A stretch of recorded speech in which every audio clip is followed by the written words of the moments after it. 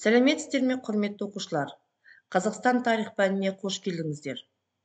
Бүгінгі сабағымыздың тақырыбы 1822-1824 жылдардағы патша реформалары. Сабағымыздың оқу мақсаты патша үкіметі реформалары нәтижесіндегі әкімшілік аумақтық өзгерістерді түсіндіру. Сабақ мақсаты 1822-1824 жылдары жарғылар нәтижесінде Қазақстанда болған әкімшілік аумақтық өзгерістерді түсіндіру. Құндылықтары оқушыларды патриотизмге, ынтымақтастық пен жауапкершілікке тәрбиелеу. Бүгінгі сабақта қолданылатын термин сөздермен таныс болыңыздар. Реформа, латынша реформаты, қайта құру, жаңғырту деген мағынаны білдіреді. Реформа қоғамдық өмірдің қандай да бір жағын қайта құру, өзгерту, жаңарту. Округ әртүрлі әкімшілік аумақтық немесе аумақтық санақ бірліктердің атауын округ деп атаймыз.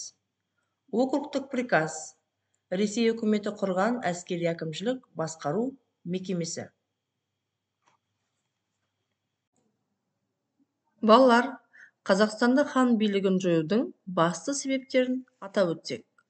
19 ғасырдың 20 жылдарына қарай патша үкіметі Қазақстандағы хан билігін жоятын уақыт жетті деген қорытынды жасады. Бұған салмақты негіздер де, қажетті бірқатар алғы шарттар да жеткілікті деп санады. Біріншіден, қазақ хандары дала тұрғындарының басым көпшілігінің алдында өздерінің беделінен айырылып қалды. Жергілікті халық патша үкіметі тағайындаған хандары көбінесе Ресей империясының кәдімгі көп шенеуніктерінің бірі ғана деп қабылдады. Екіншіден, бұл кезде патша үкіметі кіші жүзді де, орта жүзді де бірнеше әкімшілікке бөлшектеген еді. Мұның өзі патша үкіметінің көшпелі қазақтарды басқаруына өте қолайлы болып шықты. Сөйтіп, орта жүзі бірі Ертістің оң жағалауы, екіншісі Ертістің сол жағалауы деп екіге бөлінді. Үшіншіден, 19 ғасырдың бас кезінде Шыңғыс ұрпақтарының бірқатар патша үкіметінің әкімшілігіне белсенді қарсылық білдірген оқиғалары көбейіп кетті. Төртіншіден, патша үкіметінің өлкені шаруашылық тұрғысынан кең көлемді отарлауына кедергі келтірген еді.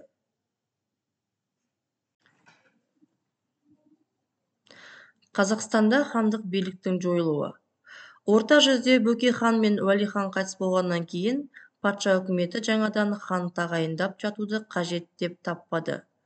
1822 жылы Батыс Сібір генерал-губернаторы Спиранский жасаған және Ресей императоры 1 Александрдың жарлығымен бекітілген Сібір қырғыздар туралы жарғы күшіне енді.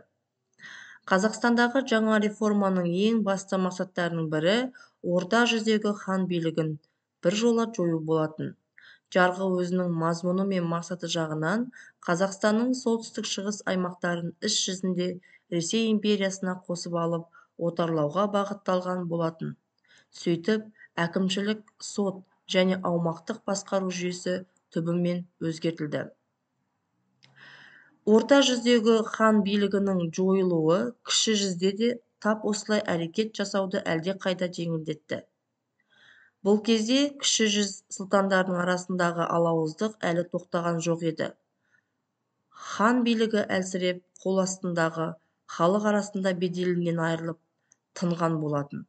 1822 жылы Орынбор өлкесінің губернаторы Эссен Ресей астанасы Орынбор қырғыздары жөніндегі жарғының жобасын жасады.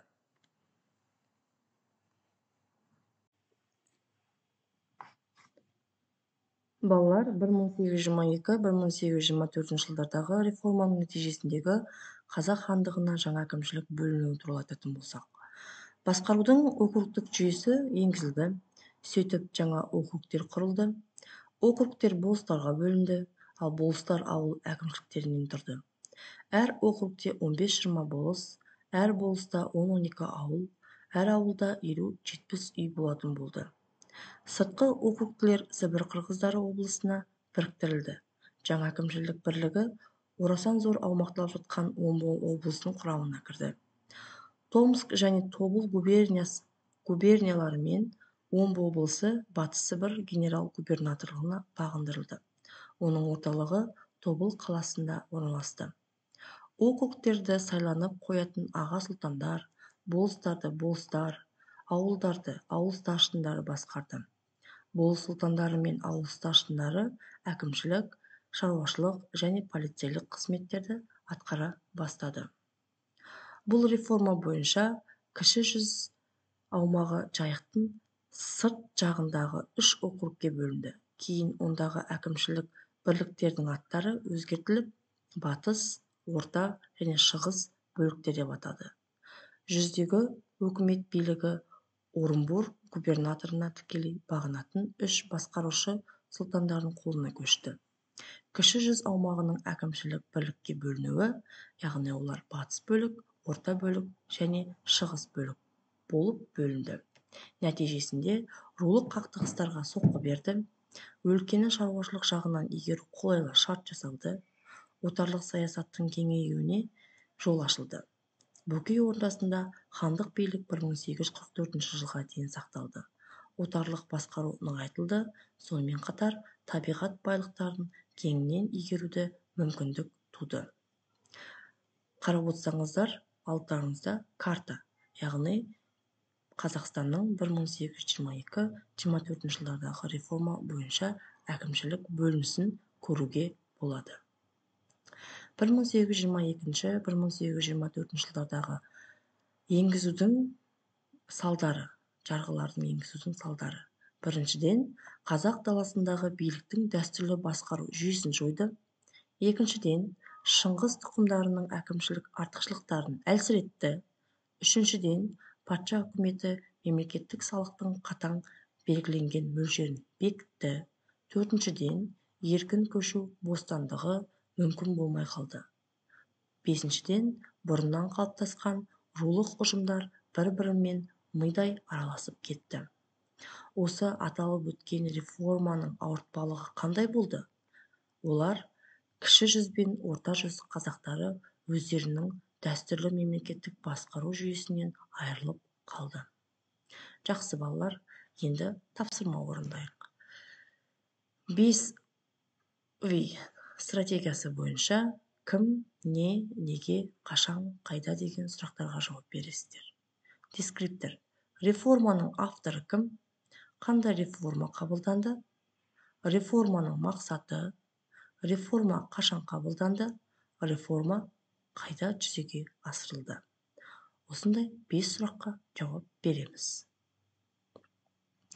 Жақсы балалар, келесі тапсырма, кестені толтырамыз. 1822 жылы реформа бойынша орта жүздің әкімшілік құрылымы мен басқару жүйесін анықтайсыздар. Бірінші, әкімшілік құрылымы анықтайсыздар орта жүздегі. Екінші, әкімшілік бірлестіктердің басшыларын сипаттайсыздар. Үшіншісі, сайлану мерзімін табасыздар. Келесі тапсырма, ол бізде жұптық тапсырма. 1822-1824 жылдардағы реформадан кейінгі өзгерді, өзгермеді. Не өзгерді реформадан кейін? Және не өзгермеді? Сонымен қатар өздеріңіздің қорытынды ойларыңызды жазасыздар. Бүгінгі сабаққа кері байланыс беріп кететін болсақ, яғни пирамида арқылы есте сақтау керек маңызды бір нәрсе жазасыздар. Сіз көбірек білгіңіз келетін 2 нәрсе жазасыздар. Сіз бұрыннан білетін 3 нәрсе жазасыздар. Сіз үйренген 4 нәрсені жазасыздар. Үй тапсырмасы. Картамен жұмыс. Қазақстанның қай аймағы реформалық өзгеріске ұшырамады? Неліктен деп ойлайсыз? Яғни оқулықтың 76-шы бетінен қарауға болады. Назарларыңызға рахмет.